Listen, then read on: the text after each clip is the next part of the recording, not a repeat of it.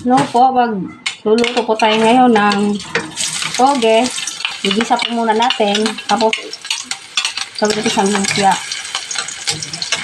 Igisa muna tayo ng sibuyas. Sunod natin ating bawang.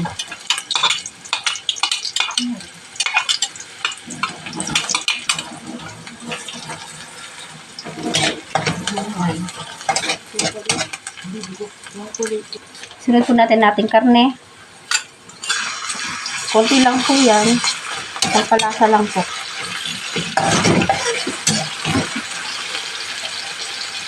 Ayan po, medyo luto natin karne. Itahan po natin siya ng asin. Tsaka paminta. Ayan. Tingi-tingi lang binibili ko pa.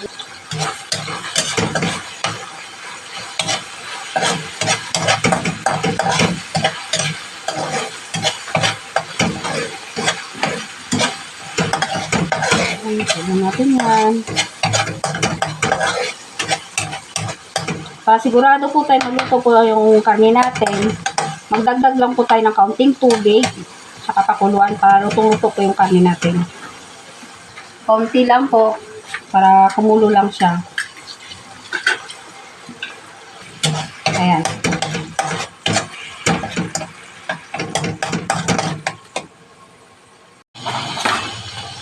Ayan. Luto na po yung karne natin. Sunod po natin ang ating kamote. Yan. Sarap po sa toge. Ano ko na yan. May kamote. Kasi manamis-namis po siya.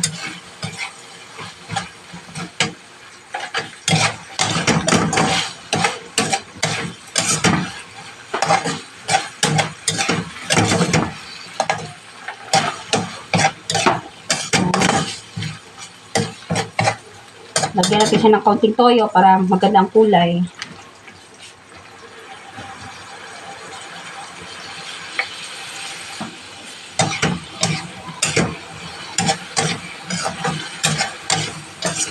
Pag lumambot na po yung kamote natin, saka lang po natin susunod ang ating ibang gulay.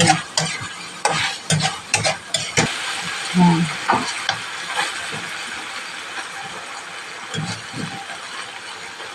Medyo maluto na yung kamote natin. Sunod natin yung ating carrots, tsaka baggy beans.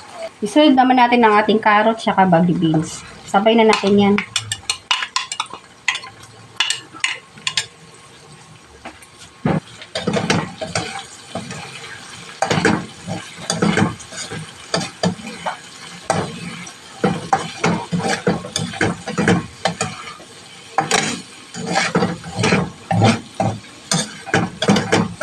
Ang ganda na ng kulay.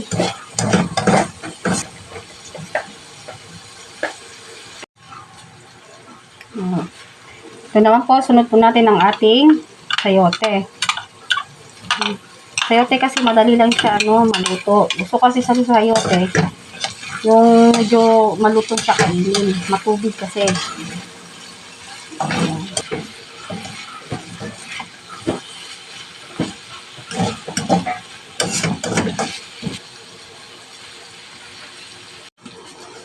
Hindi na po natin lagdag ang ating toge. Sarap nito.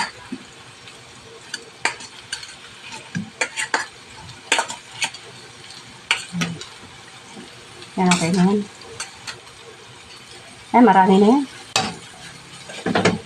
Pa?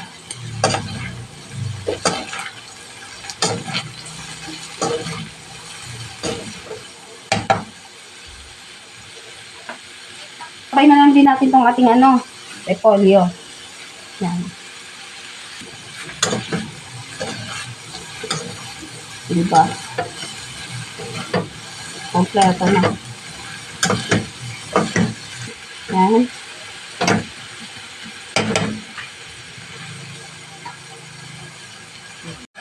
Yan. Yan, luto na po yan. Ilang po natin to. Saka ibabalot po natin sa lumpia wrapper. Yan. Ayan, tapos na po.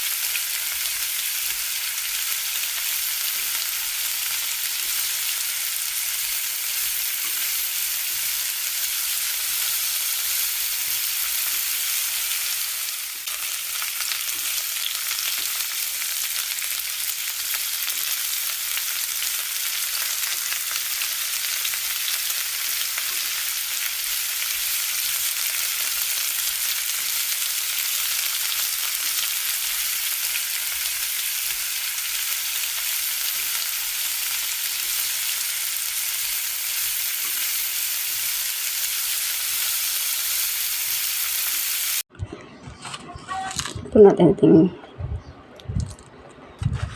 toge.